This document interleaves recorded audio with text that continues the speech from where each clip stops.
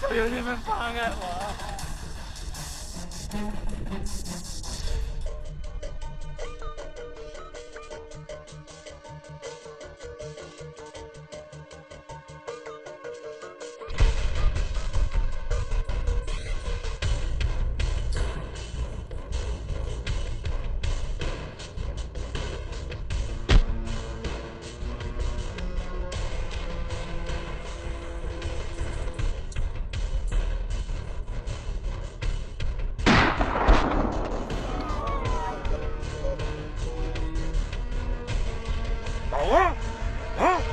你们想学他一样是不是？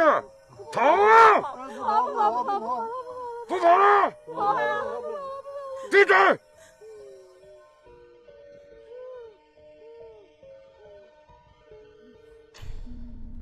电话哥。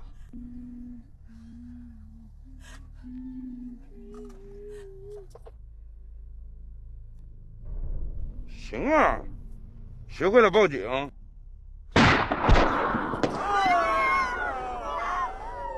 把他们带走！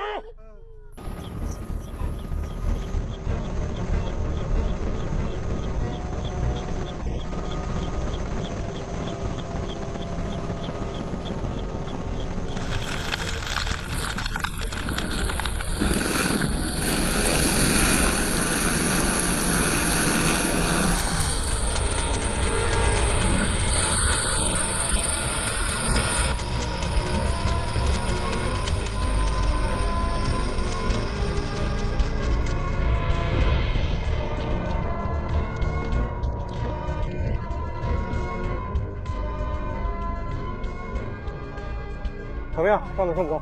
哎，老何，好。你们呢？好吗？没事吧？还没事呢。好。哎，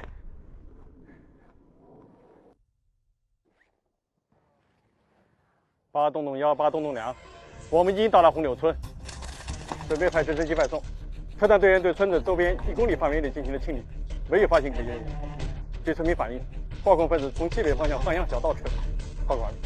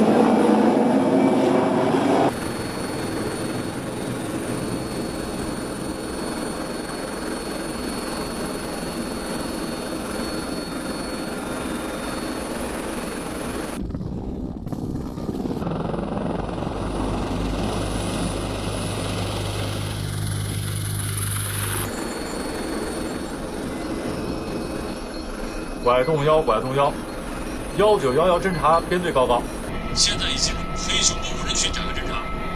什么？黑熊国无人区，拐洞1明白。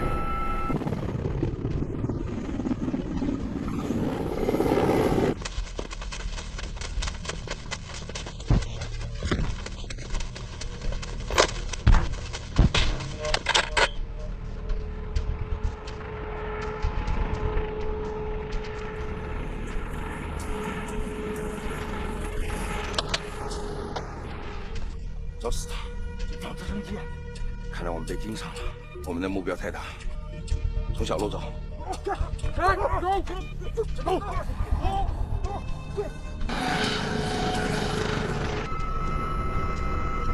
在黑熊沟无人区西部山崖上发现一支队伍，我们正在降低高度，接近目标。肯定是他们。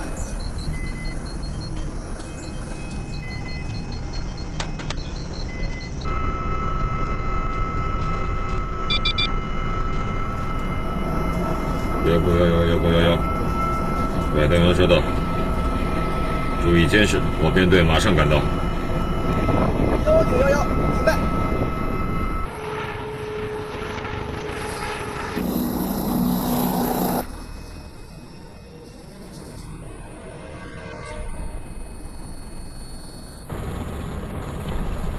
都要做注意，做好战斗准备。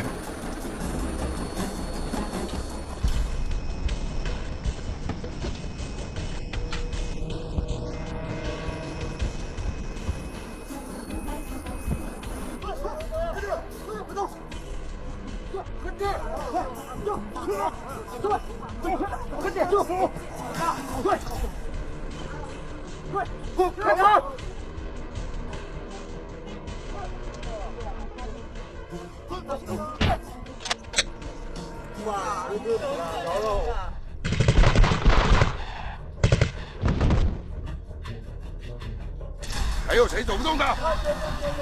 走！快上！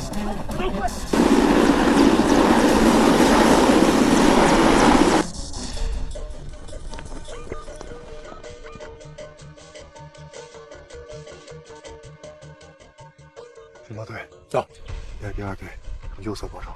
明白。响尾蛇到，你带第三队从左侧包抄。明白。第一队跟着我出发。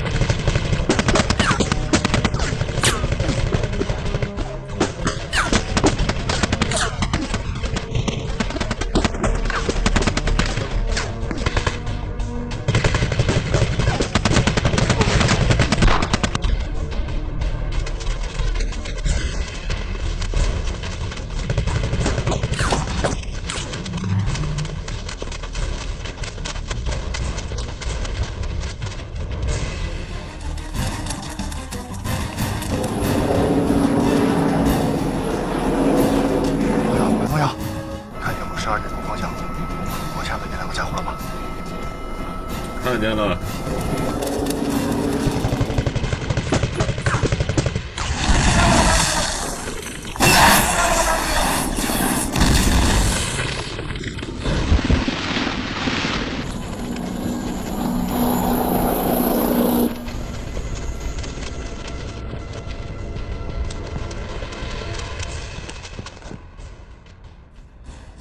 爆火分子肯定是往这个方向去了。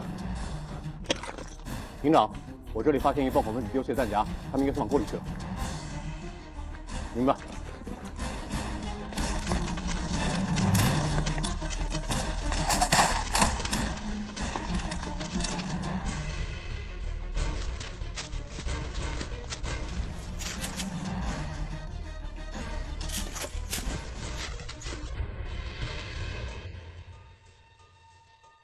向前！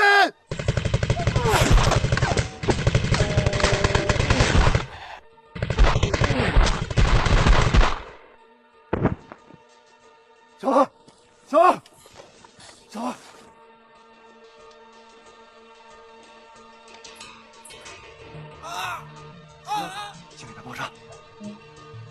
医疗队，医疗队，1队1两地区有名重伤员，请速来营救，速来营救！你在这儿照顾好他，其他人跟我来。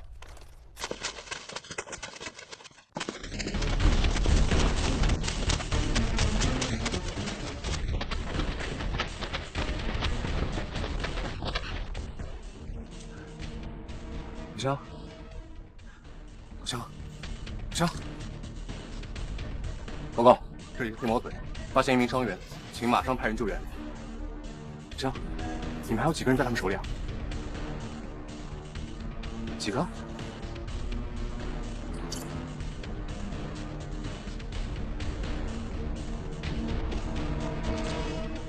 德川报，这里是飞毛腿，爆恐分子手里面还有4名人质。收到。拐动药，拐动药，我是钻山豹。爆恐分子手里还有4名人质。明白。秘密和空中扩大搜索范围。收到。所有人注意，继续前进，扩大搜索范围。明白。你们2个留下等人救援。是。其他人跟我走。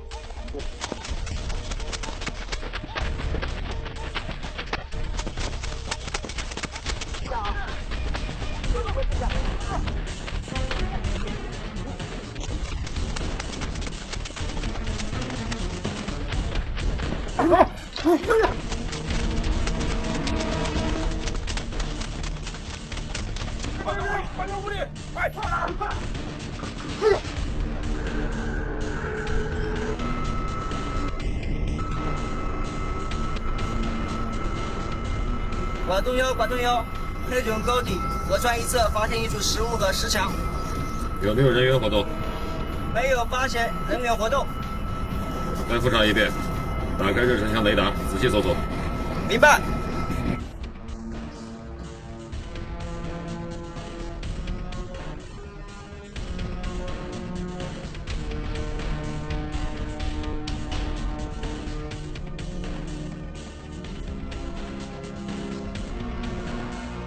看好了啊！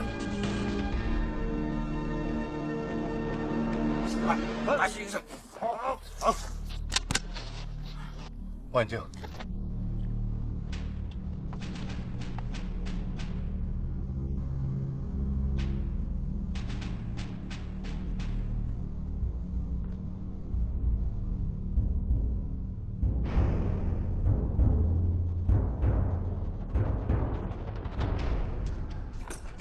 报告，这里是飞毛腿，已经发现爆恐分子，7人在屋外，1人在屋内看押人质。over。明白。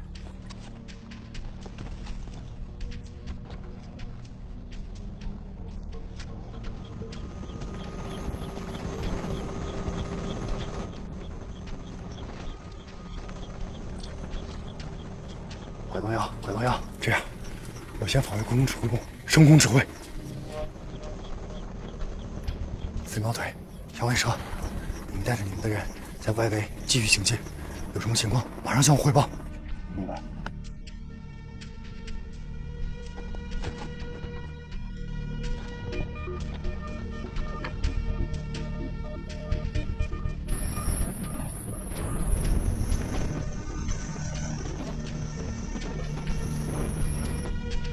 喂，长老，我是老老，我们被解放军给盯上了，还死了好多兄弟。什么？让我们等到晚上？喂。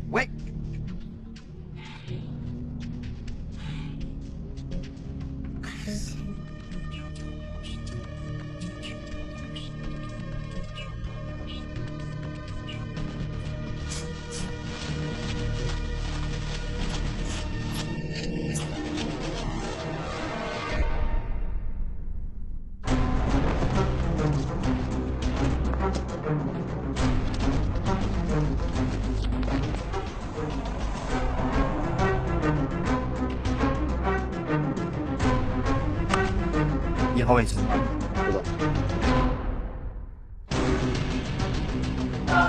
2号位准备完毕。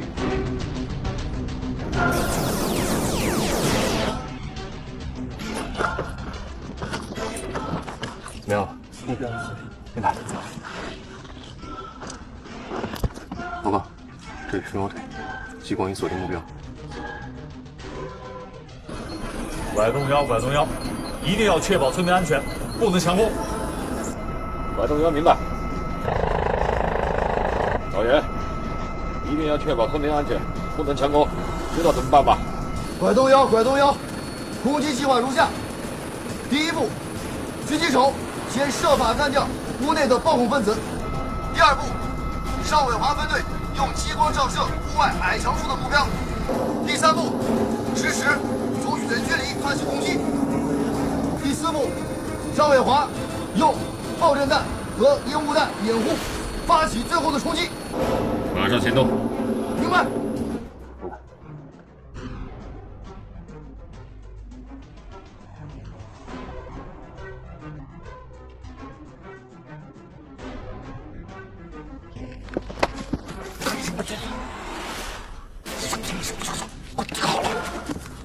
时机成熟就开枪。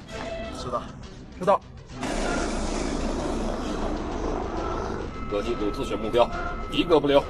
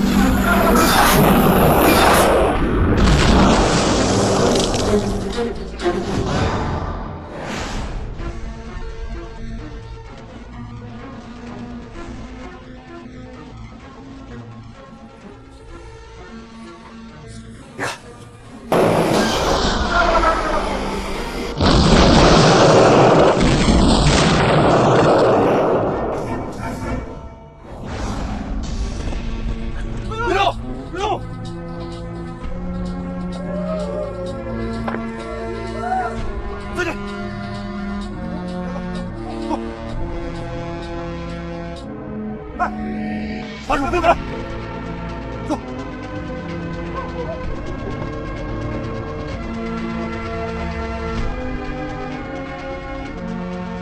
漂亮，好。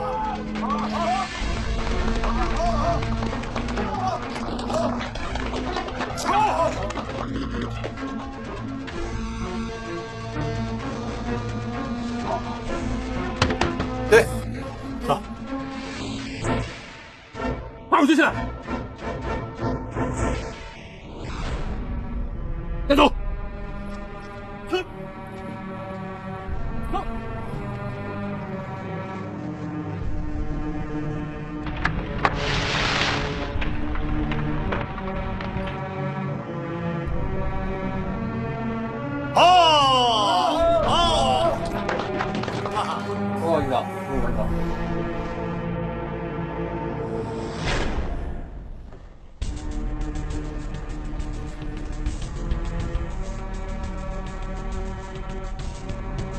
你就是那个姥姥。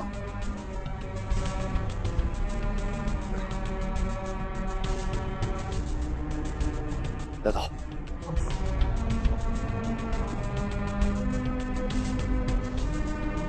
报告指挥部，我是酸山豹，任务已完成，人质已救出，准备返回。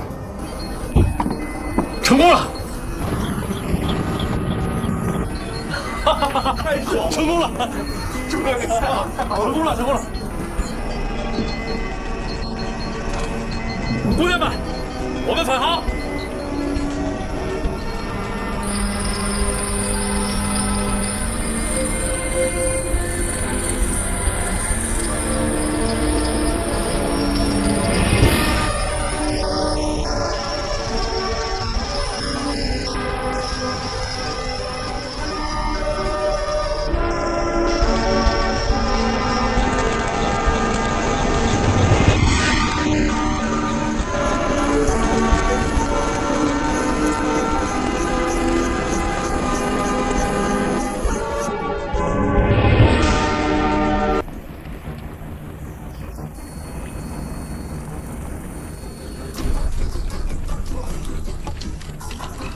那是。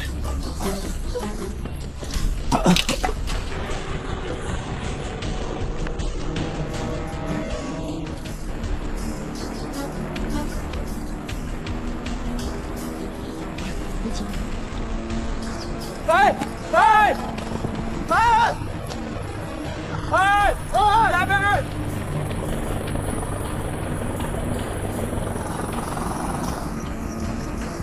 哎哎哎，小李！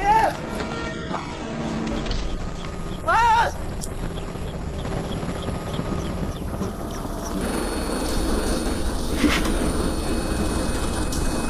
哎，机长，看，在那。哎哎哎，小李！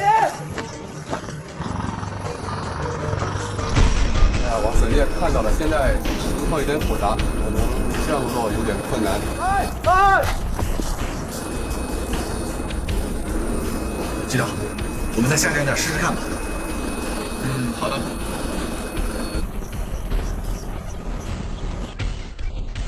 王子，我是指挥中心，情况怎么样？报告指挥中心，我们已经发现了伤者和2名队友，但是现在下面情况比较复杂，谷底全是乱石，根本就没有可以降落的地点。山谷里一共有几个人？我们只看到3个人，一个是像是伤员，还有2个像是鱼友，别把他伤了身体。不好，大队长，山体上的油层在加厚，这是要下雨呀！如果再看不清两侧的山体，这直升机摇摆不定，将会有撞山的危险。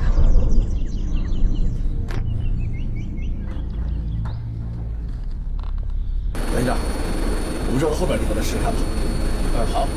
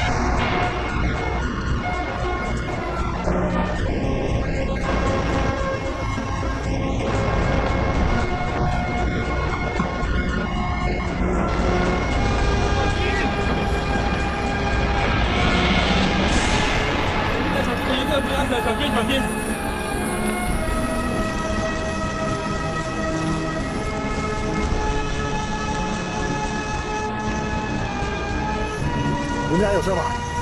可以走吗？那我好办。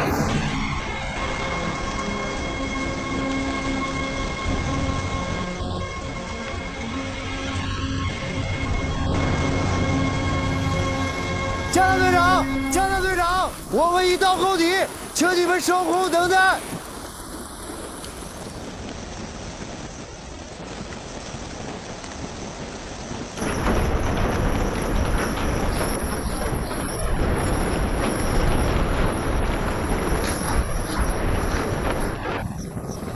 怎么样？没事吧？这样，你们俩还能走吧？好，我来背着他，把他转移到那块平台，好吧？走。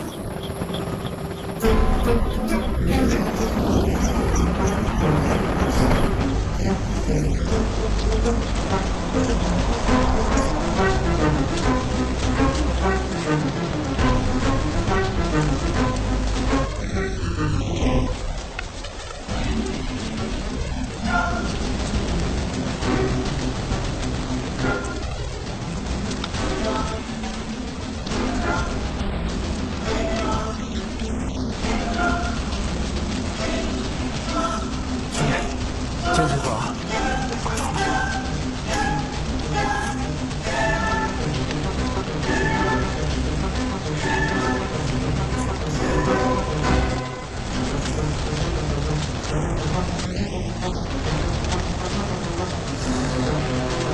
江队长，江队长，我们已经到位，你们可以降低高度，放下脚车。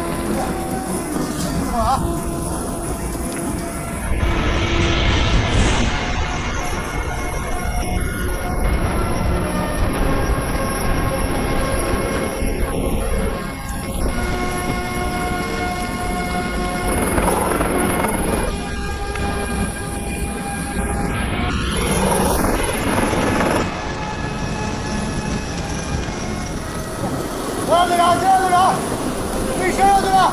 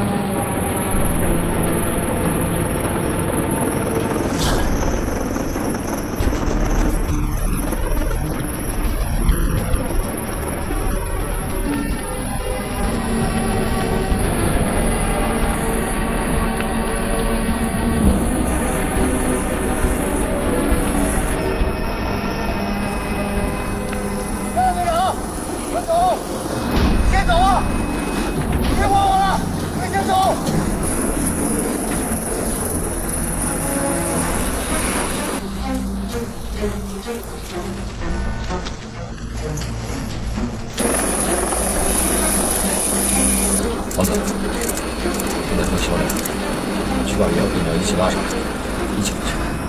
是。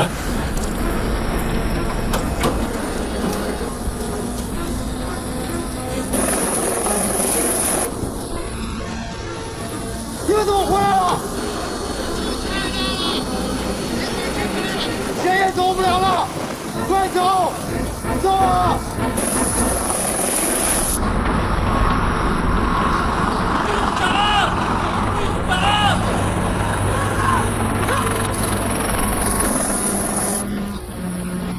走！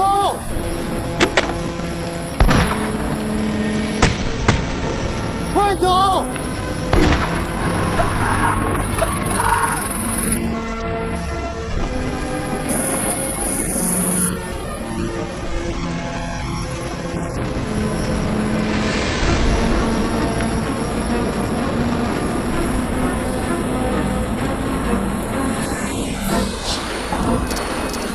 少放屁吧！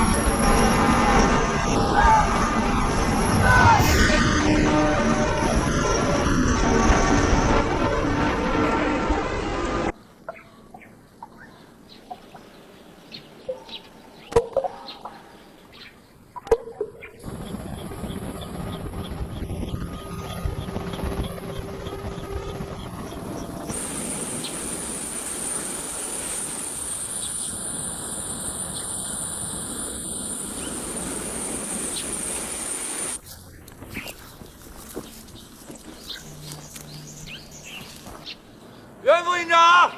袁副营长，袁副营长，袁副营长，袁副营长，袁副营长，袁副营长，袁副营长，袁副营长，袁副营长，袁副营长，呀，袁副营长。袁副营长，先不到担架上，别，别动，让他也恢复一会儿。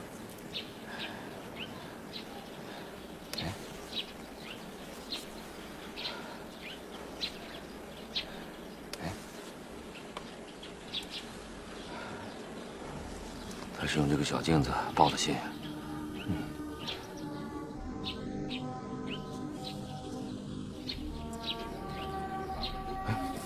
袁副营长。你醒了，江大队长。哎，是我。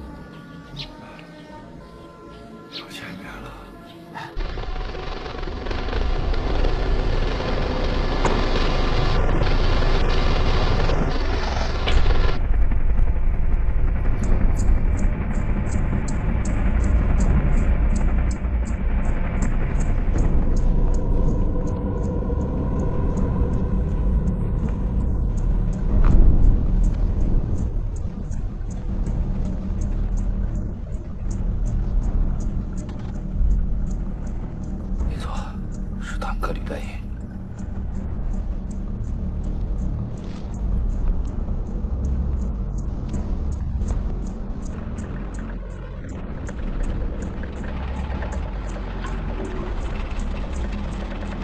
老乡，部队在这里演习，你知道吧？知道。从这里过很危险的，坦克很快就过来了。坦克啊，坦克早就过去了，都过来了。你怎么知道的？昨天晚上过去的，过去半宿了。哦，他们去哪儿了？往西边去啊。西边不是山区吗？往山里去啊。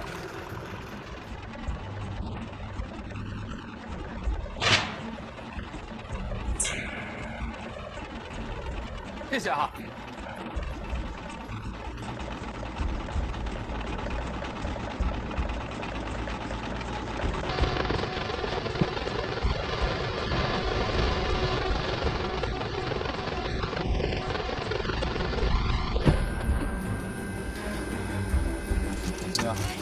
发现没有？这马化腾，坦克昨儿晚上就过去了，进了西部山区。进山？地图。你看，从这个岔路口往西，确实有一条通往山区的公路。那肯定是进山了。他进山干什么？这条路啊，有可能通向我们的后方。我怀疑他要偷袭我们的后勤基地。那要是这样，可就麻烦了。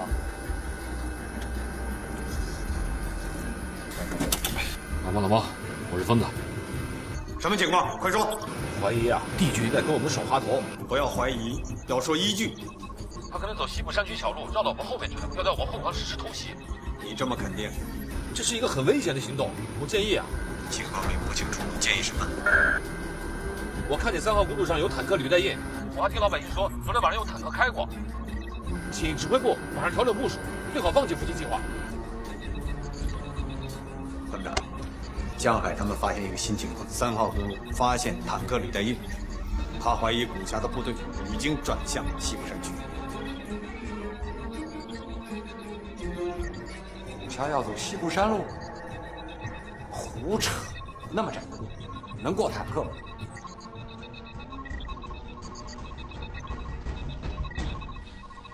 江海大队长，我是参谋长。你在天上飞着，怎么可能看清公路上的履带印？我降落在3号公路旁边，我亲自在公路上查看的。什么？你落地了？是的，我判断敌军有可能从西部山区绕到我们后方。你看见坦克了？没有，但是我听老百姓说了。听老百姓说了？我看他真是疯了。我是疯子，首长，请指示。妈的，听出来，严谨点。仅仅是听说就能得出这样的判断？一个飞行员干起了侦察兵的活，真是头一回听说。你叫江海他们马上返航，继续在3号公路上逗留，只会暴露我们的意图。是。疯子，请你按原路返航。听见请回答。疯子明白。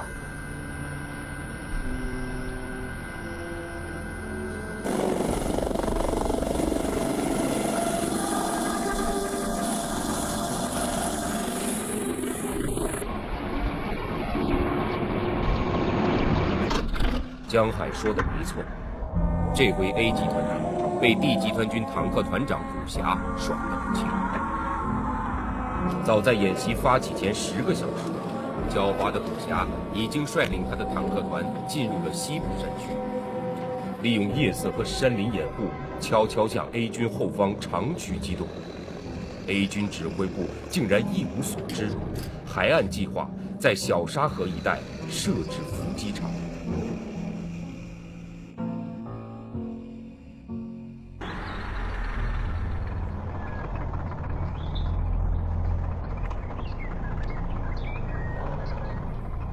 团长，来口水吧。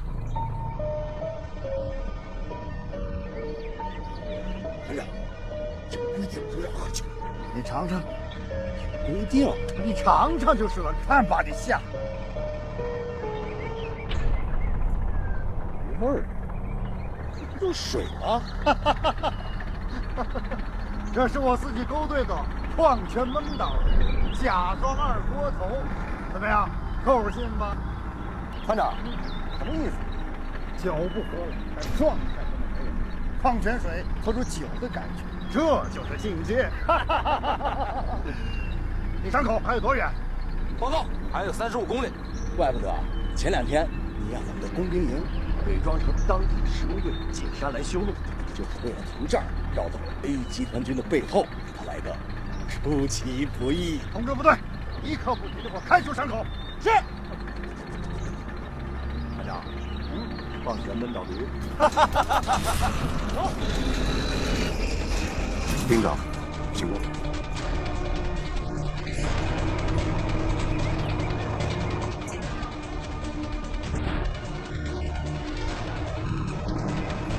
战场不是在小沙子下，你怎么在这儿出现？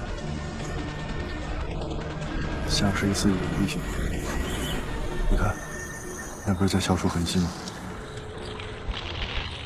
哎，副营长，我们要不要整他一下？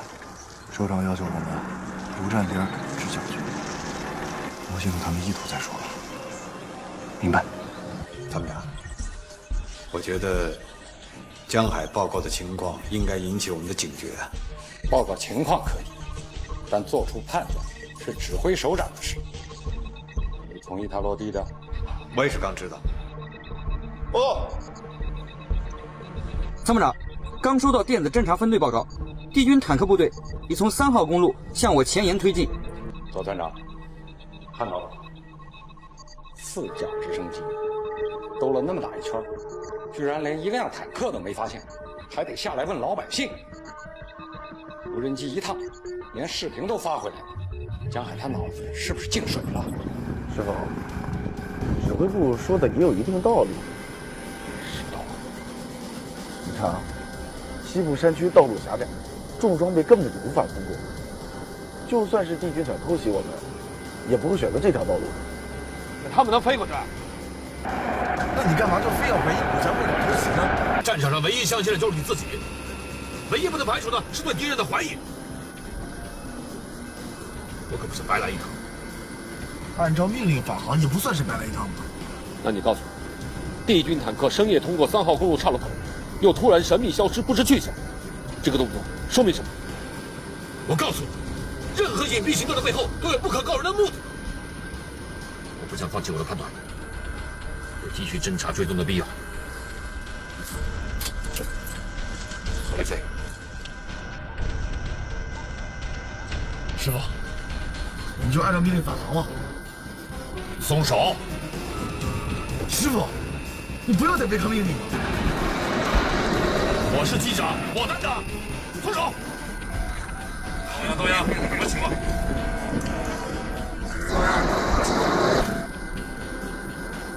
我命令你松手！松手！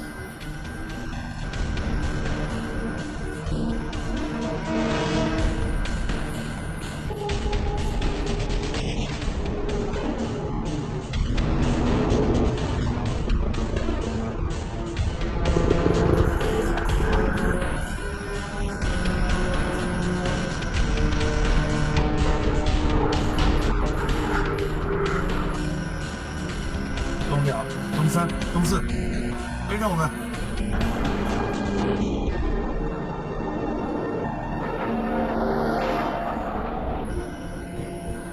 师傅，你干嘛总要跟团长拧着呢？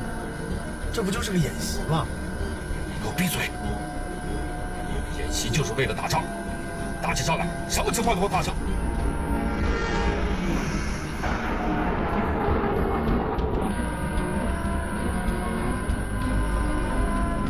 看见没有？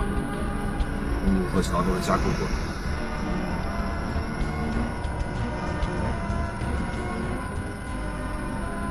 树上落满了尘土，这就是坦克开过的痕迹。通知编队减速，我们翻过山梁，沿另一侧飞。这片山谷我们从来都没有飞过，如果离开了公路，我们就更不好判断方位了。我们如果继续沿公路飞，很有可能会遇上敌军坦克。你注意看，这里还有一条平行的山路。我们如果沿这里飞过去，有可能会更加隐蔽的接敌。东2、东3、东4注意，控制飞行速度，保持前后距离，跟随东1，翻越山脊，沿右侧山脊隐蔽接敌。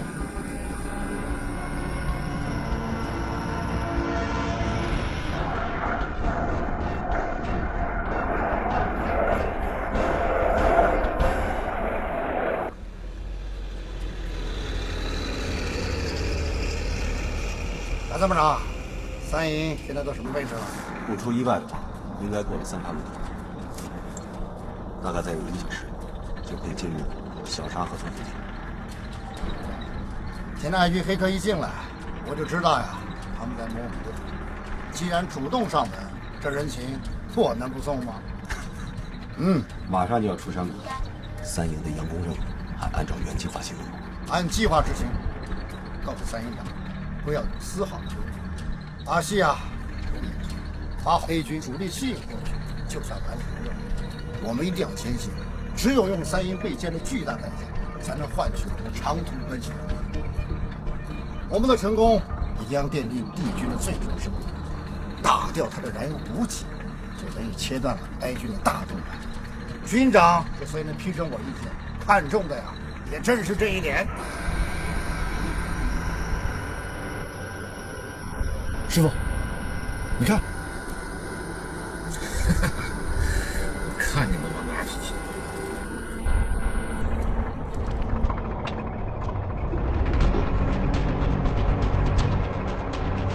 一营各科注意，报告排位。一营报告，1营1连进入攻击位置，花莲人才跟进展开。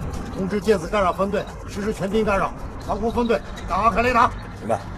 电子干扰分队实施全兵干扰，防空分队打开雷达。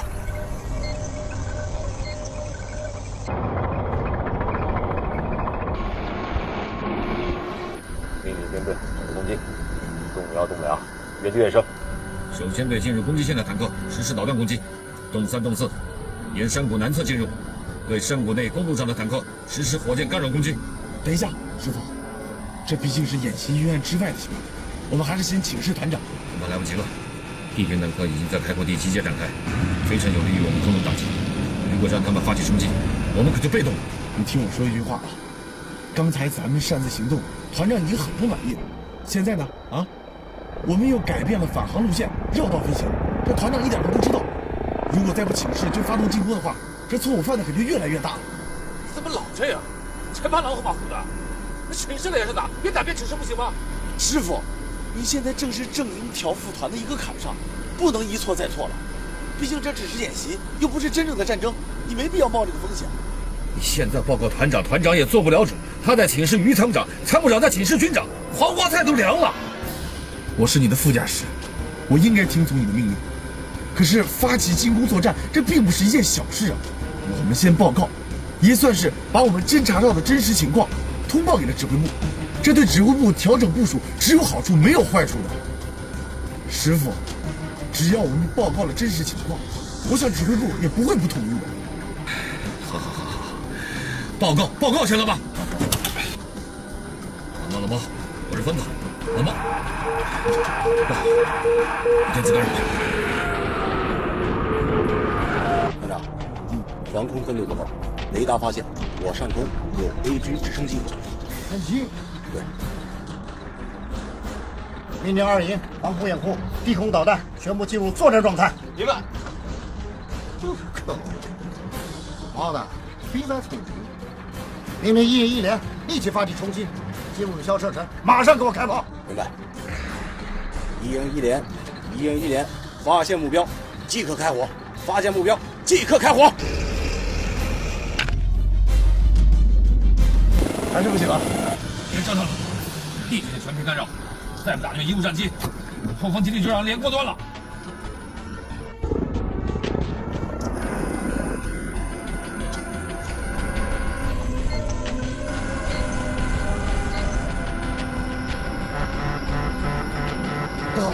我们被雷达锁定了。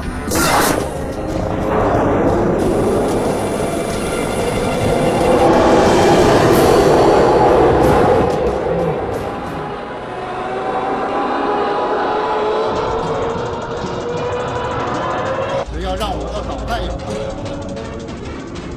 他就别想跑。快，没打中，咱们导弹不行了。不是导弹不行，是这小子呀，飞得太刁了。哼，我打！动摇，离后方又一条尾巴跟上来了。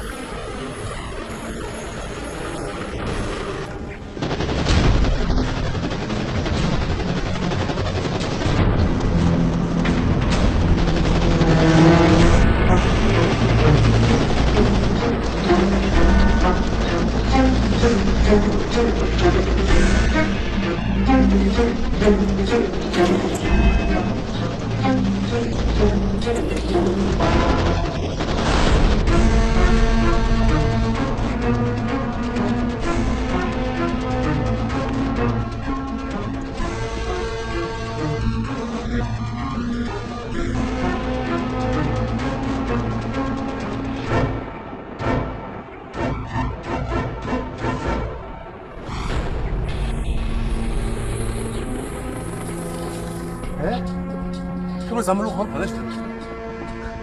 他们来了，我就急了，没有好了。我们现在是第3号监狱，不红不蓝，打谁都没商量。是，我们就互相帮推一下。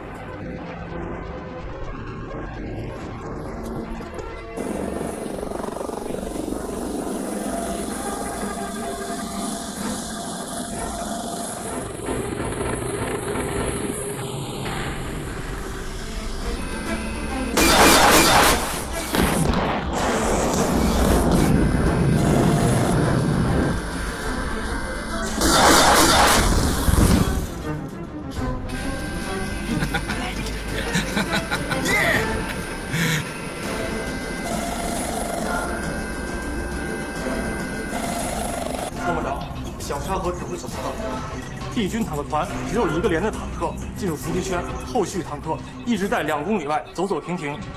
第2架无人机侦察报告，3号公路未再发现帝军坦克主力。后勤基地报告，发现帝军坦克部队、警卫部队正在组织防御作战，请求指挥部派兵增援。难道帝军真的迂回到我们后方了？团长，看来江海的判断力已经到了。江海现在在什么位置？受电磁干扰，一直没联络上。这么说，他没有按原路返回。军师已经撤离，2连是否可以展开攻击？命令2连立即发起攻击。明白，明白。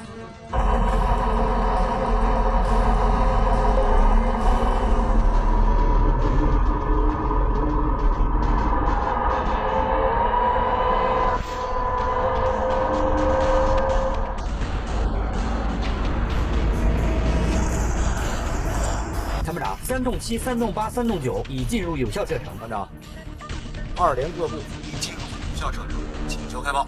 等等，再靠近点，再向前推进500米。团长，直瞄没问题了。我让哀军兄弟们看清楚来势汹汹的96A 坦克军什么样，让他们知道什么叫马拉多纳的长驱直入，什么叫泰山压顶，什么叫铁流滚滚，什么叫不知所措束手就擒。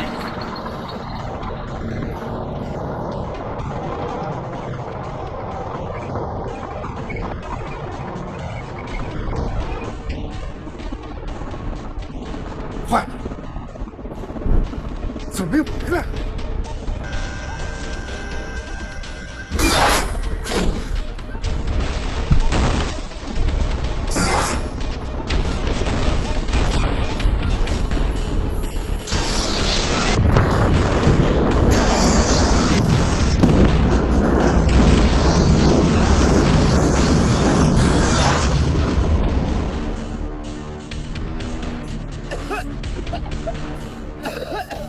团长，这样不行，强行进攻，地面上的坦克都变成直升机的活靶子了。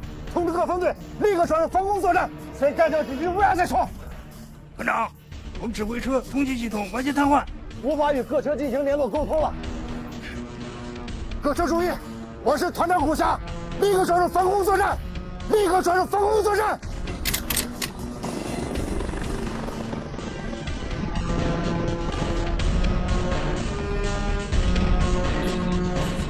这导演部刚先锋过来的，这是江海他们吗？不是他，会是谁？报告首长，这是导演部发来的战况通报。11时30分，偷袭 A 军后勤基地的帝军坦克团2个营遭到 A 军武装直升机的拦截和持续导弹攻击，团指挥车被击毁，指挥系统瘫痪，多辆坦克和战车毁伤。导演部裁定，从11时40分起，帝军坦克团停止一切战斗行动，退出演习。命令前沿各部队按预定计划向各自目标发起攻击。是。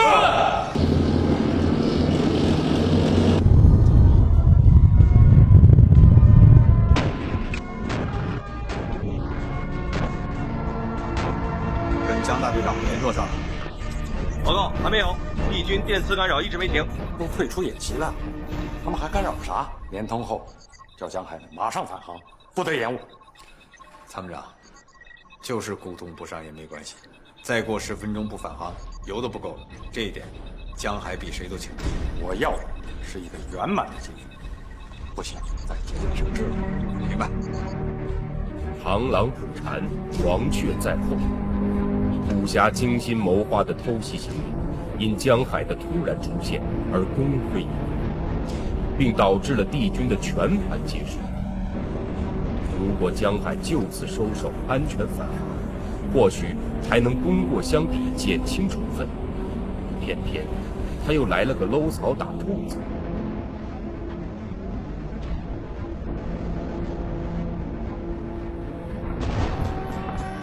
师傅，我们该走了吧？好，我们走。我们可以从这儿翻过山梁，直插回去，至少可以进50公里。听你的。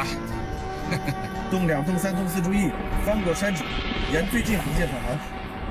动2明白，动3明白，动4明白。回家喽。哎，胖子，感觉怎么样？什么怎么样？你不被团长处分就算不错了。哎，下面是什么？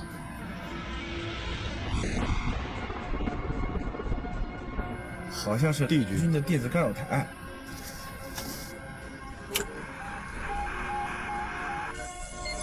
没错，干扰源就在这儿。他藏在这儿，干掉他！师傅，我们已经没弹了。再说演习也快结束了，但他还在释放干扰，说明战斗还在进行。我没弹没关系，重量机上还有火箭弹呢。这样，我们俯冲佯攻，重量随后攻击，搂草打兔子，扩大战果。这演习都快结束了，他干扰不干扰的跟我们有什么关系啊？我就不爱听你说这话。什么叫没关系啊？漏掉一个敌人就留下一个隐患，说不定明天你就栽在他手里。干扰我一上午了，我不打他打谁啊？我看呀，你是没仗打憋得慌。是，我早就憋疯了。通知动2，战术88要动。动2注意，动2注意，目标林中干扰台，执行88要动战术。动2明白，战术88要动。电子对抗是把双刃剑，在干扰对方的同时，也对己方通讯产生影响。显然，帝军电子对抗分队就始终没有收到坦克团已退出演习的通知，仍然保持着作战状态，不幸躺着中枪。而惹是生非的江海也没落得好下场。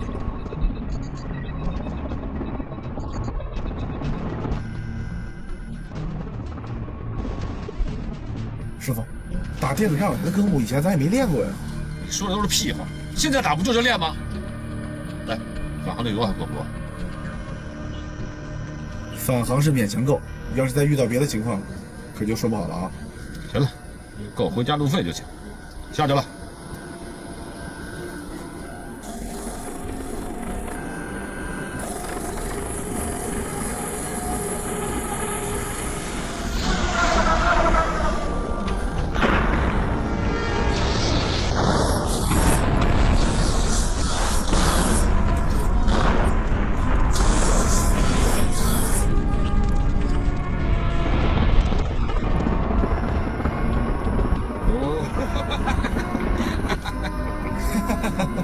爽！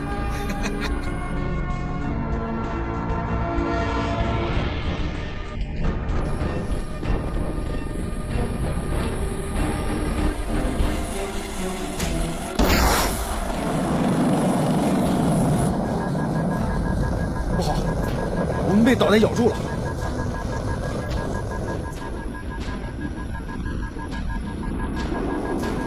看清楚没有？什么弹种？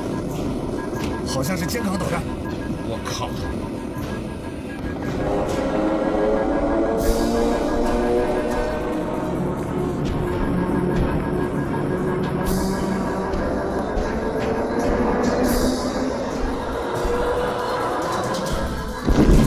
快了，我们被击中了！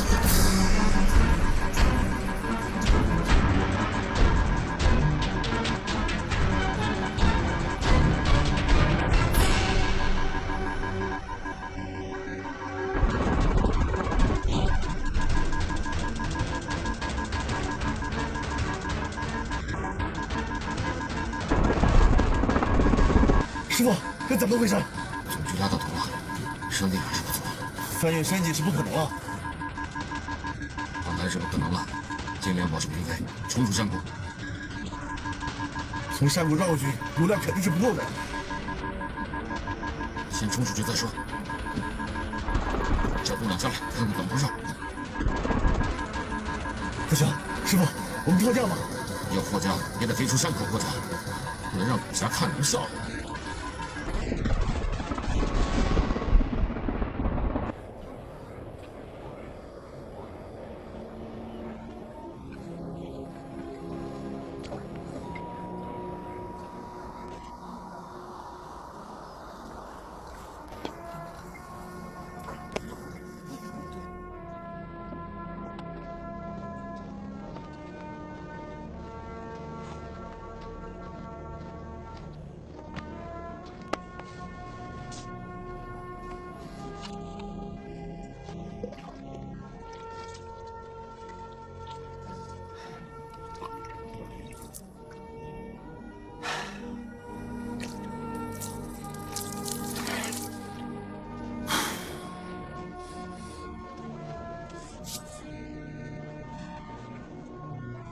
团长，指挥部来电，让我们晚上必须撤回驻地，明天一早开总结会。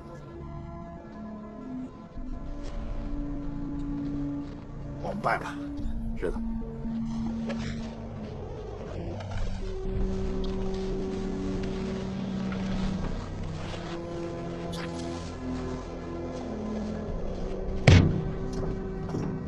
海军陆航团，我早晚要报这一箭之仇。哎，团长，你看，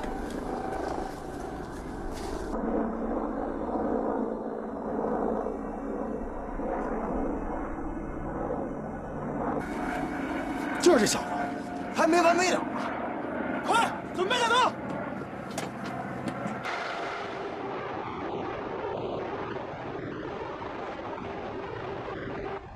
哎，团长，是不是出什么故障了？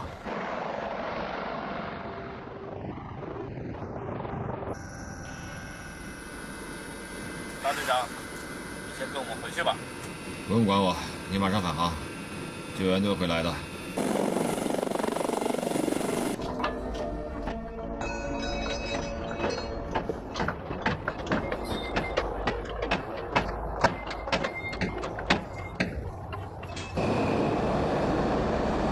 啊，你看，哟，好像是首长来了，抓紧时间集合队伍，快，明白？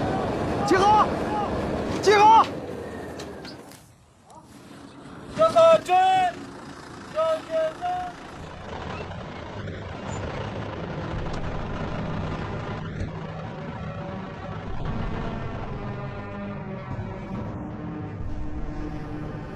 首长同志，第几战机坦克团参演任务完成，准备撤离，请指示坦克团团长顾翔。请稍息。是。扫兴。顾团长到。我对你们坦克团声东击西、大纵深机动战术很有兴趣，所以我要特意来你们看一看。报告首长，我们没有完成任务，我有责任。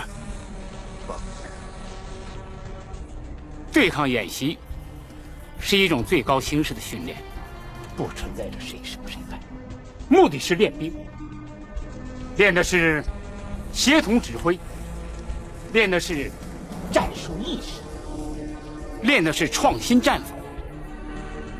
我在演习指挥中心看到了你团的战术运用全过程，从网络渗透到反渗透，从信息伪装到三营佯动。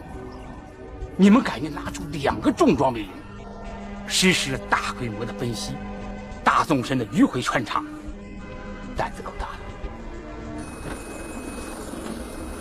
外面刚接到塔台通知，要求我们立即返航。刚飞了一个科目，怎么叫返航了？什么情况？我不太清楚。立即返航吧。是。返航。姐，不会出什么事儿了吧？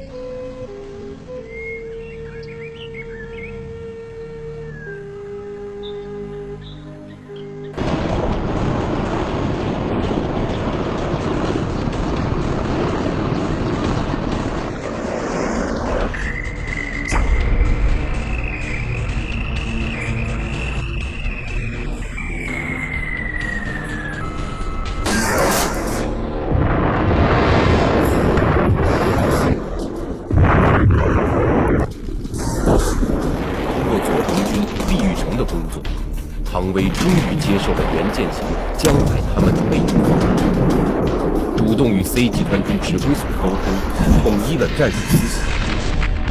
C 集团军指挥所把备用方案实施的指挥权交给了陆军一连。也正是这一仗的胜利，一举改变了 C 集团军在战场上的备注。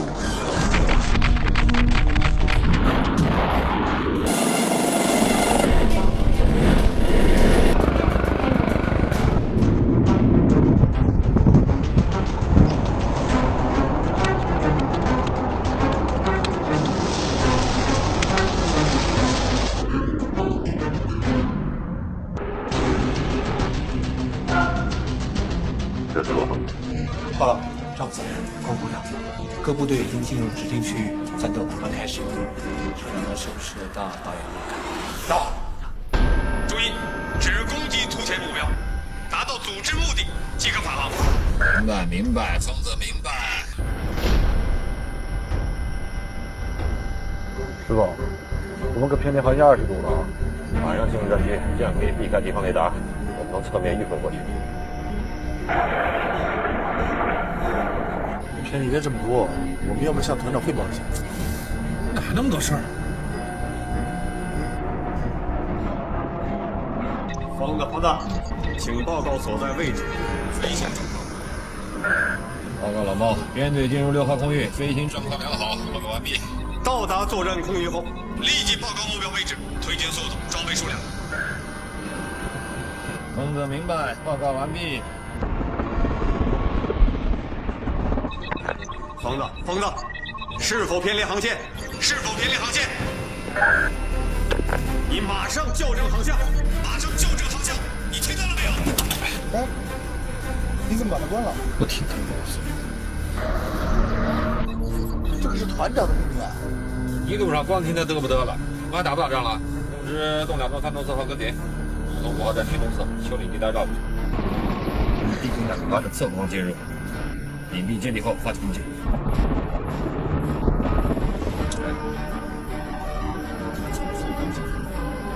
既有欺骗性，又有突然性，就算被发现了，停车应战，感情。这你的风了，接着和指挥部的联络，到时候团长应该给你急了。哎呀，到时候你就跟他说，又是我说，是爷们你就得敢担当，是我徒弟你就得跟师傅打配合，明白吗？明白。不就是跟你是副团长呗？这怎么说话？你得这么跟他说，你得说我们是进入战区了，怕被敌方侦听，所以暂时关闭了通讯器。我很，你说我的没错。听你的，听你的。动2、动3、动4，保持面对队形。张海他们现在到什么位置？已穿越6号空域，马上到校战区。只要江海他们能够阻止敌军推进速度，伏击兵力就可以全部部署到位。这次我们是4架直迥双主双机编队，武器配备是真打合一。我目前江海的状态完成任务。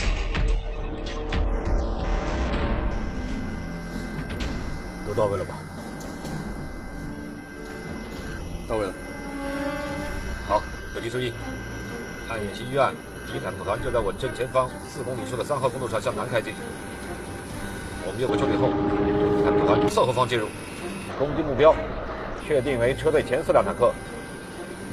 攻击顺序：由我首先攻击第4台车，动2号紧跟，攻击第3台，动3号攻击第2台，动4号攻击头车。攻击目标和顺序都清楚了吧？动2明白，动3明白，动4明白。好。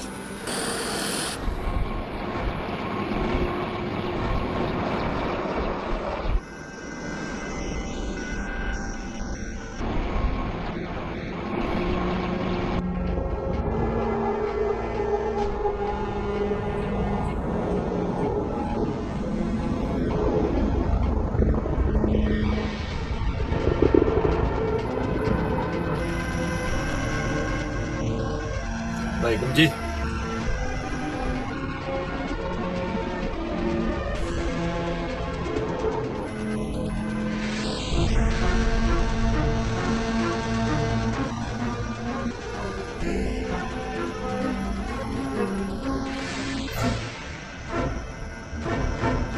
可能。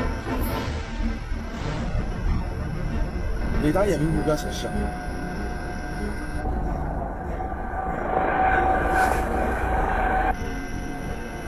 师傅，我们是不是把位置搞错了？没错，是3号公路。那时候我们来早了，海虎团还没有开出来。不会吧？有没有可能我们迂回机动飞过了，坦克团早就开过去了？可能我们进入5号站区没多远，一个西装满营的监视团至少也得5公里长，不可能这么快就开过去，连点烟尘都没有。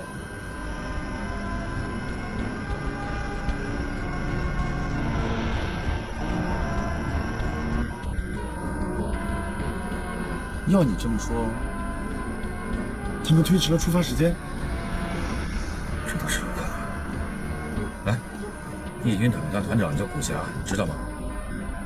倒是有所耳闻，说他是战区最牛的坦克团团长，他还有个什么外号吧？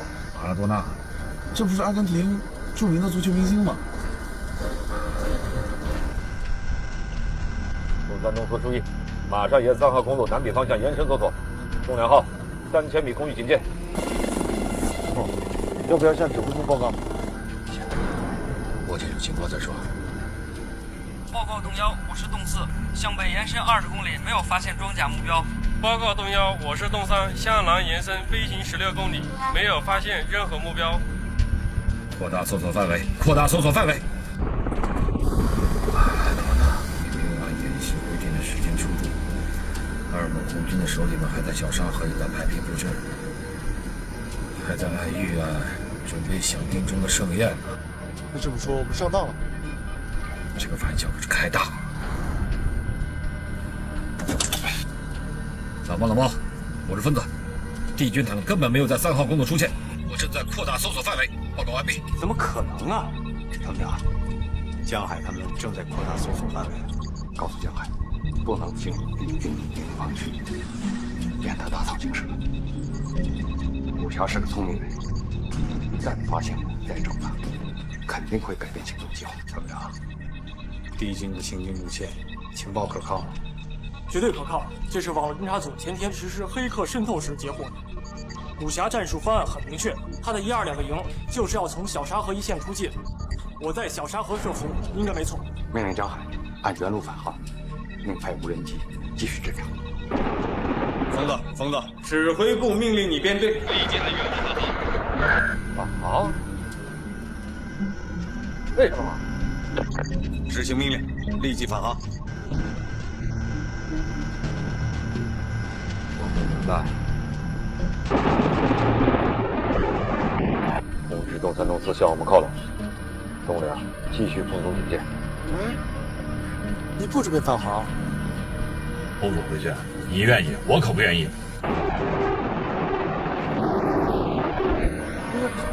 这是命令啊！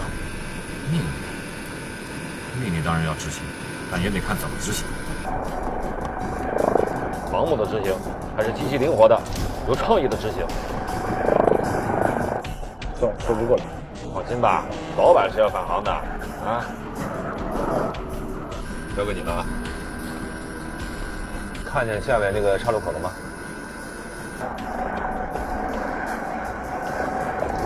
看见了，怎么了？下去看看。什么？落地啊？叫你下去就下去嘛。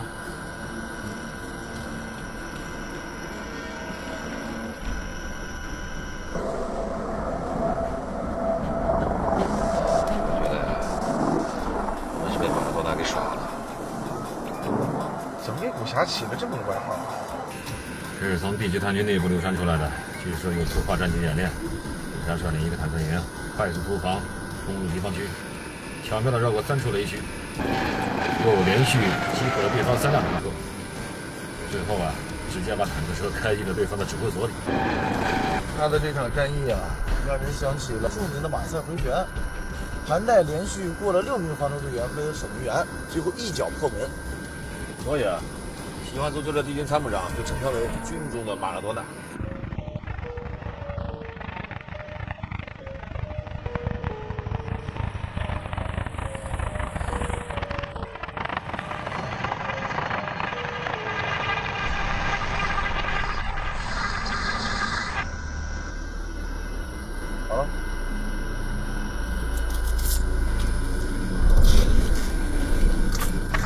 啊。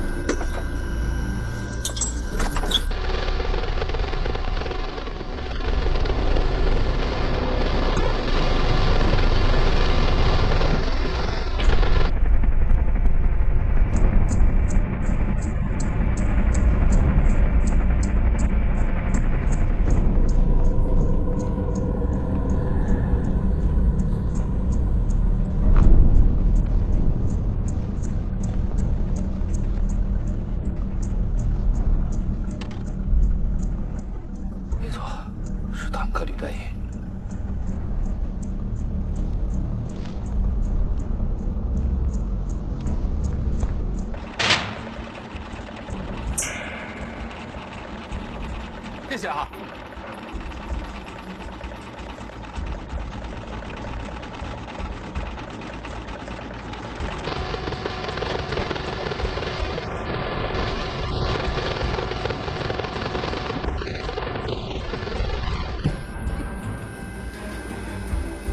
怎么样？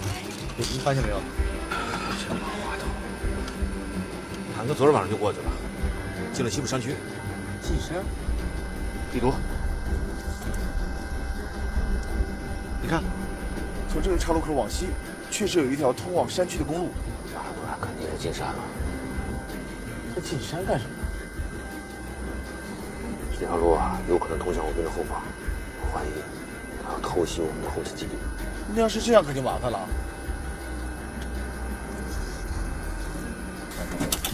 老毛，我是疯子。什么情况？快说！怀疑啊，帝军在跟我们耍滑头。不要怀疑，要说依据。 他可能走西部山区小路，绕到我们后面去了，要在我们后方实施偷袭。你这么肯定？这是一个很危险的行动。我建议啊，情况还不清楚，你建议什么？我看见3号公路上有坦克履带印，我还听老百姓说，昨天晚上有坦克开过。请指挥部马上调整部署，最好放弃伏击计划。团长，江海他们发现一个新情况：3号公路发现坦克履带印，他怀疑古霞的部队已经转向西部山区。 他要走西部山路，胡扯！那么窄，能过坦克吗？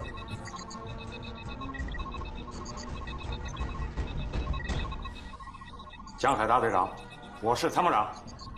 你在天上飞着，怎么可能看清公路上的履带印？我降落在3号公路旁边，我亲自在公路上查看的。什么？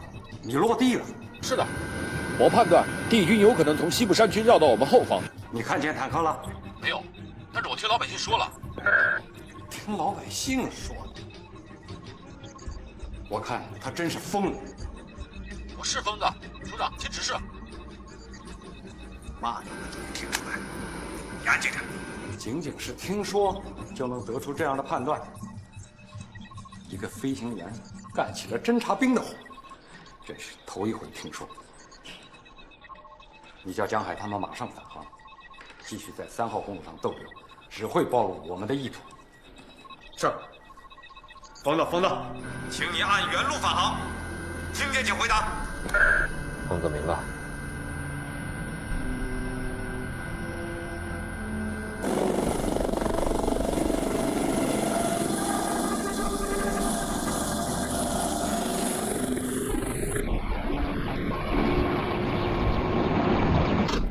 江海说的没错，这回 A 集团军被 D 集团军坦克团长古霞耍得不轻。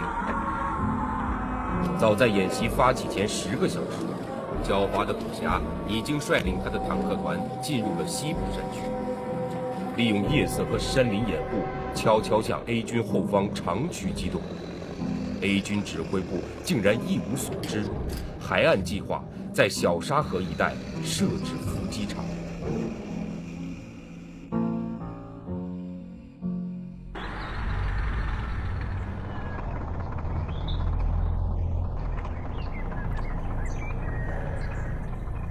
团长，来口水吧。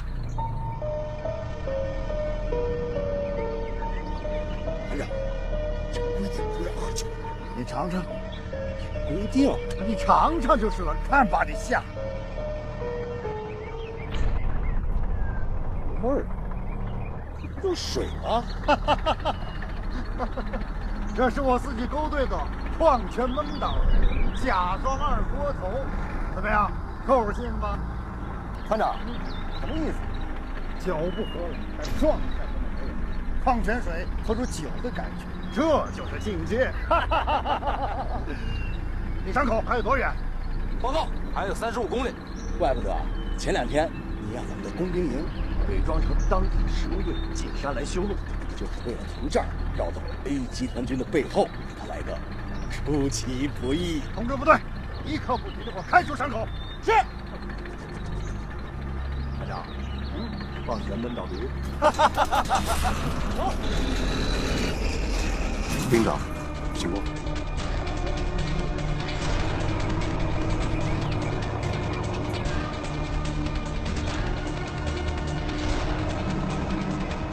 战场不是在小沙子上，你怎么在这儿出现？像是一次隐蔽行动。你看，那不是在消除痕迹吗？哎，副营长，我们要不要整他一下？首长要求我们不站边，只讲局。摸清楚他们意图再说吧。明白。左团长，看到了，4架直升机兜了那么大一圈，居然连一辆坦克都没发现，还得下来问老百姓。无人机一趟，连视频都发回来了。江海他脑子里是不是进水了？师傅，指挥部说的也有一定道理。是道。你看啊，西部山区道路狭窄，重装备根本就无法通过。就算是地军想偷袭我们，也不会选择这条道路。他们能飞过去？那你干嘛就非要怀疑古江为了偷袭呢？战场上唯一相信的就是你自己，唯一不能排除的是对敌人的怀疑。我可不是白来一趟。按照命令返航也不算是白来一趟吧？那你告诉我，帝军坦克深夜通过3号公路岔路口，又突然神秘消失，不知去向，这个动作说明什么？我告诉你，任何隐蔽行动的背后都有不可告人的目的。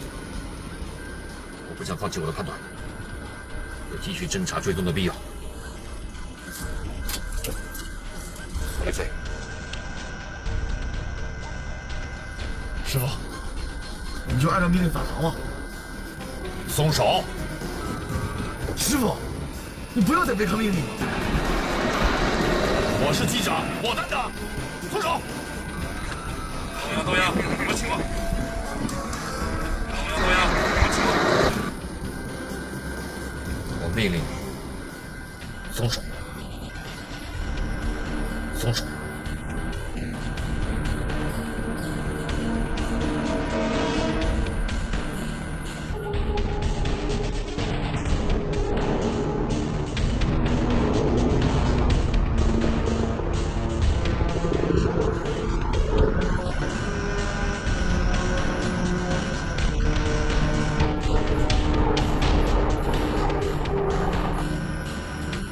东2、东3、东4，跟上我们。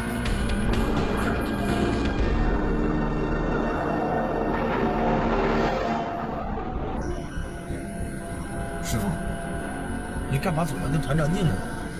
这不就是个演习吗？给我闭嘴！演习就是为了打仗，打起仗来，什么情况都会发生。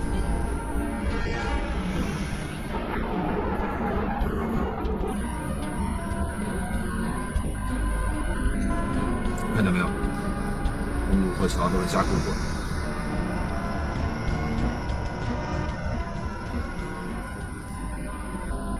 树上落满了尘土，这就是坦克开过的痕迹。通知编队减速，我们翻过山梁，沿另一侧飞。这片山谷我们从来都没有飞过，如果离开了公路，我们就更不好判断方位了。我们如果继续沿公路飞，很有可能会遇上敌军坦克。你注意看，这里还有一条平行的山路。我们如果沿这里飞过去，有可能会更加隐蔽的接地。东2、东3、东4注意，控制飞行速度，保持前后距离，跟飞东1，翻越山脊，沿右侧的山脊隐蔽接敌。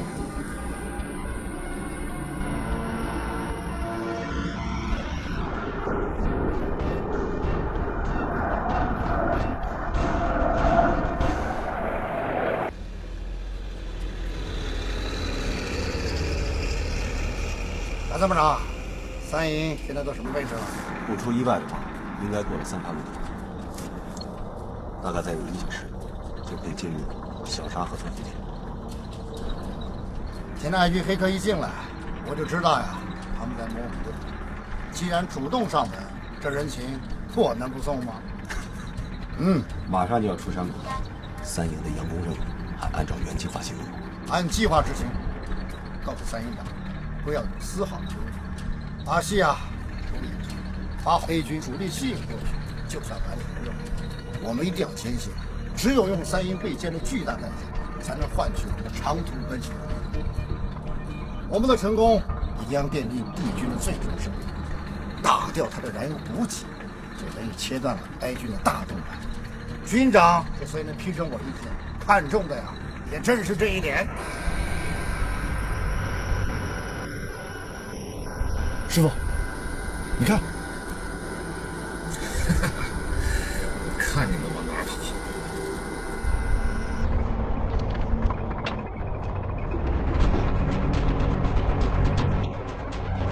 ！1营各车注意，报告展开位置。1营报告，1营1连直属攻击位置，2连制裁跟进展开。通知电子干扰分队实施全天干扰，防空分队打开雷达。明白。电子干扰分队实施全面干扰，防空分队打开雷达。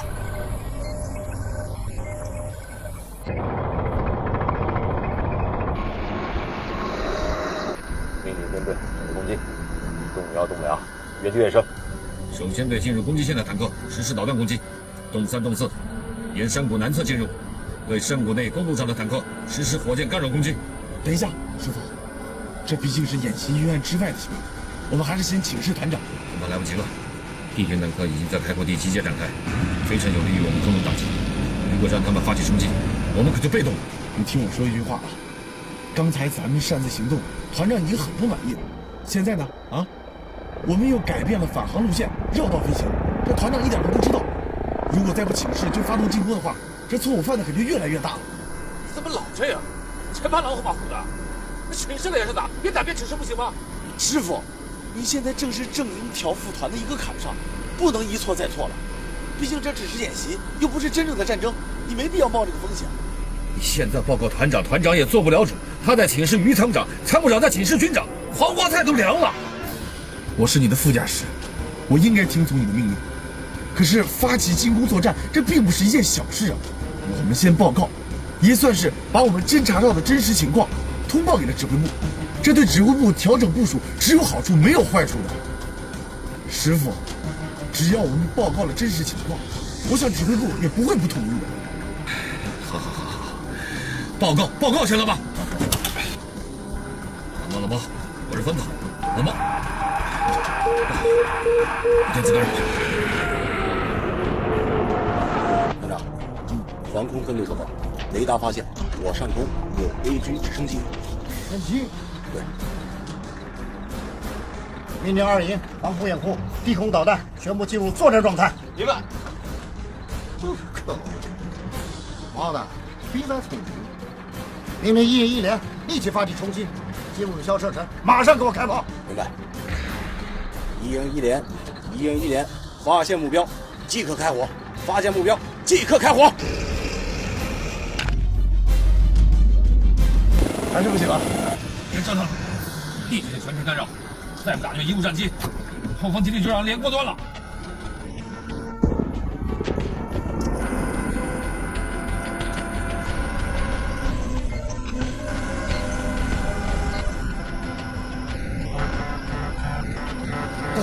我们被雷达锁定了。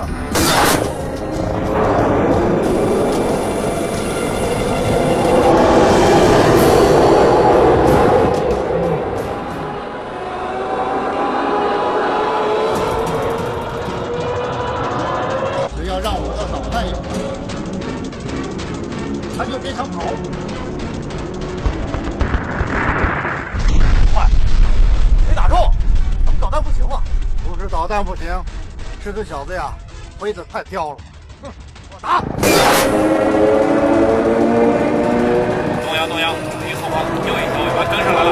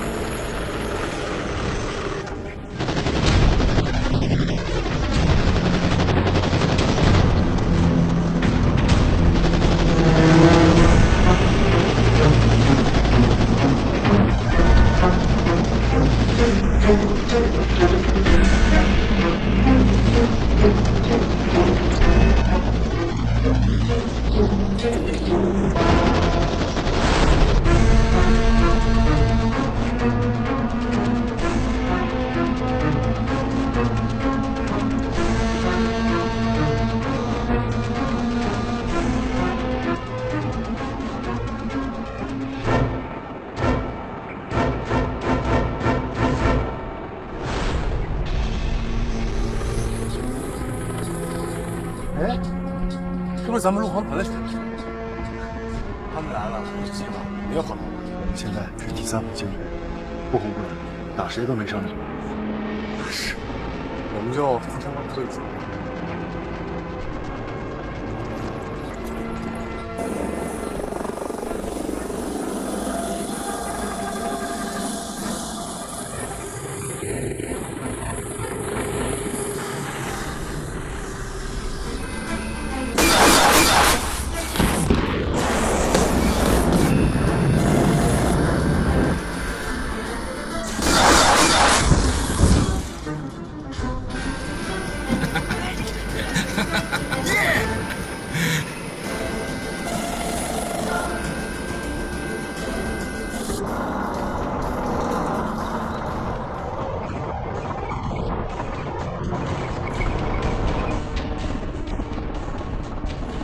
快！怎么又来？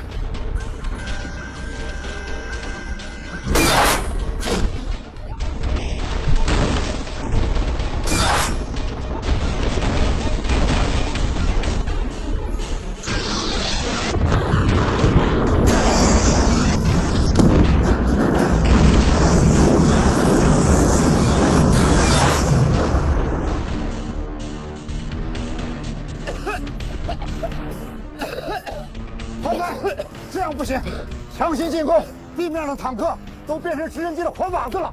通知各分队立刻转入防空作战，先干掉敌军乌鸦再冲。团长，我们指挥车通信系统完全瘫痪，无法与各车进行联络沟通了。各车注意，我是团长虎侠，立刻转入防空作战，立刻转入防空作战。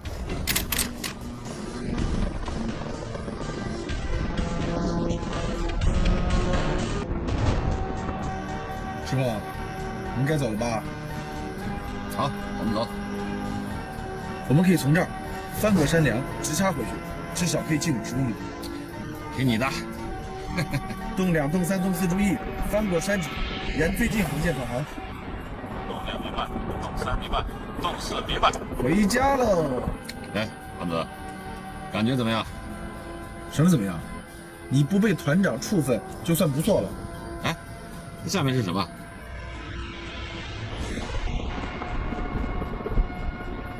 好像是帝军的电子干扰台。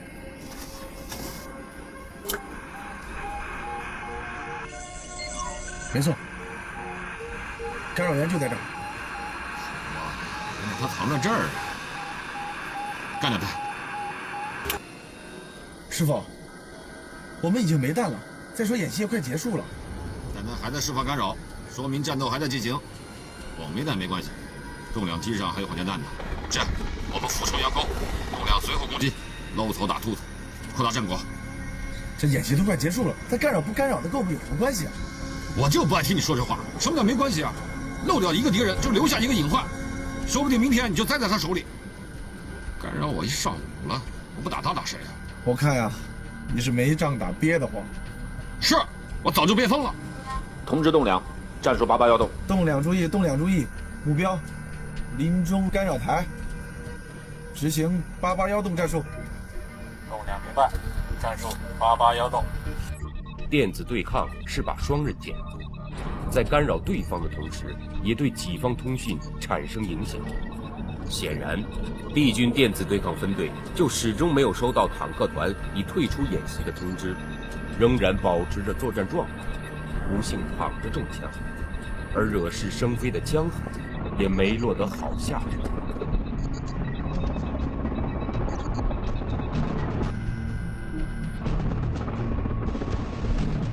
师傅，打电子干扰台的科目以前咱也没练过呀。你说的都是屁话，现在打不就是练吗？来，返航的油还够不够？返航是勉强够，要是再遇到别的情况，可就说不好了啊。行了，够回家路费就行。下去了。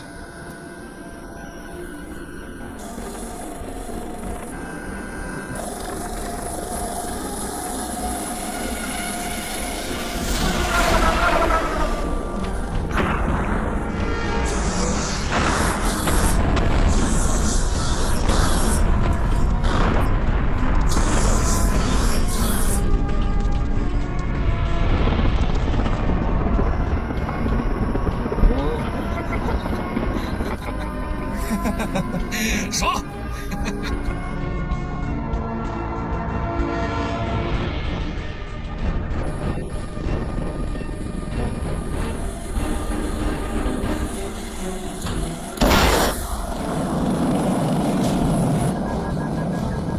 不好，我们被导弹咬住了。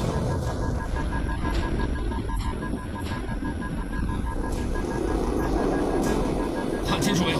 什么弹种？好像是肩扛导弹。我靠！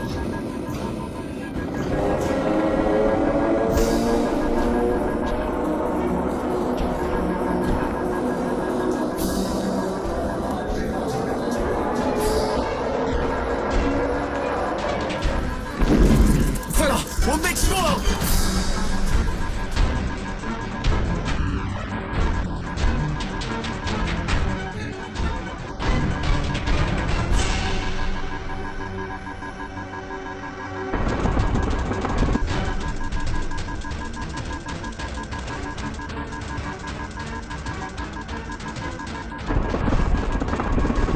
师傅，这怎么回事？总局拉到头了，山地还是不足，翻越山脊是不可能了。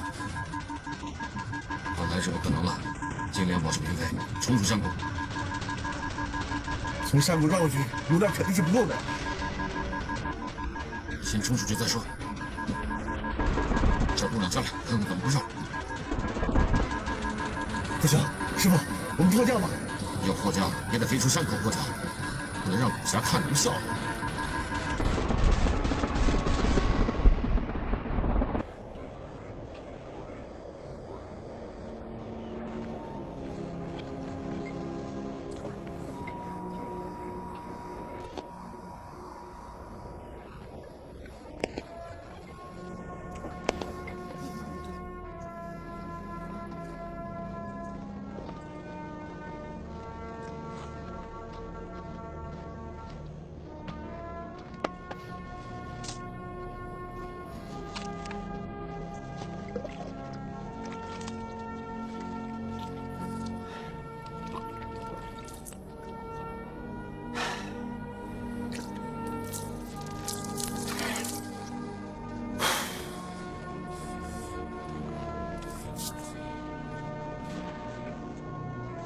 团长，指挥部来电，让我们晚上必须撤回驻地，明天一早开总结会。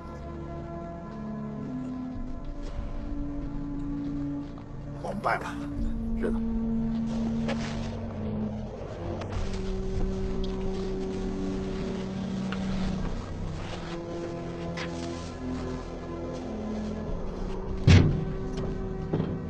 海军陆航团，我早晚要报这一箭之仇。哎，团长，你看，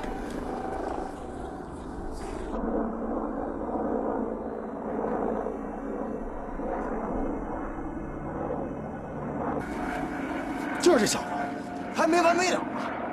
快，准备战斗！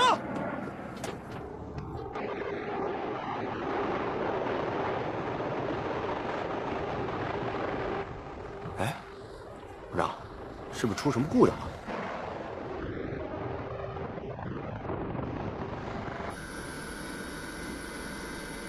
大队长，你先跟我们回去吧。不用管我，你马上返航，救援队会来的。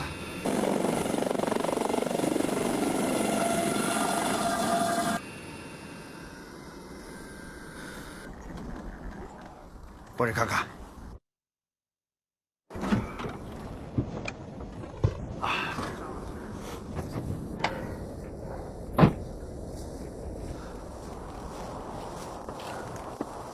真晦气啊！师傅，不用说了，我知道你要说什么。师傅，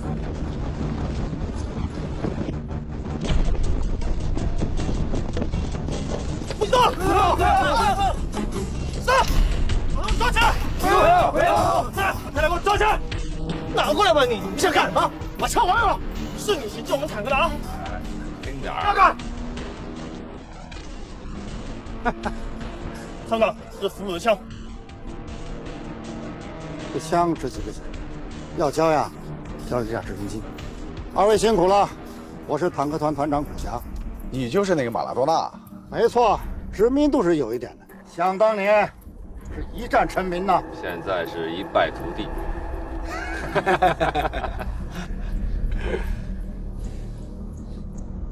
你得告诉我，你们是怎么得到的情报，又是怎么知道我从西部山区迂回偷袭？你的番号告诉我的？没这么简单。你们团长老毛我认识，我们是陆军指挥学院战术进修班的同学。好，我可以告诉你，但你得告诉我，是谁用健康导弹把我打下来的？什么健康导弹？哦，原来你小子是被导弹揍下来的。叫什么名字？江海。说话疯子，这是我们大队长。江海倒名不见经传，疯子倒有所耳闻。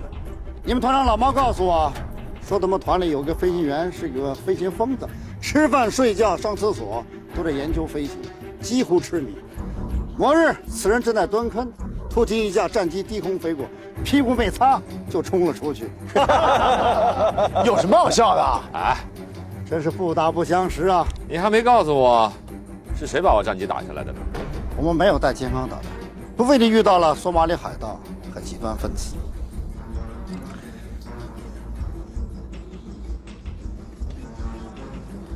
给我点吃的吧，饿死了。没问题。小连长，走，弄点吃的过来。是。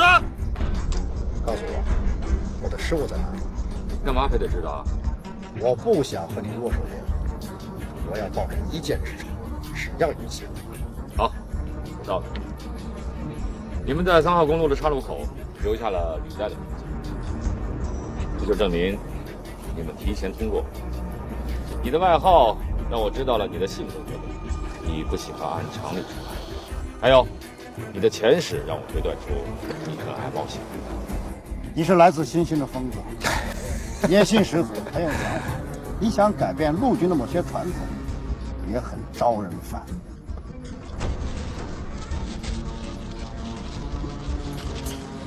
江大队长，还有什么需要帮忙的吗？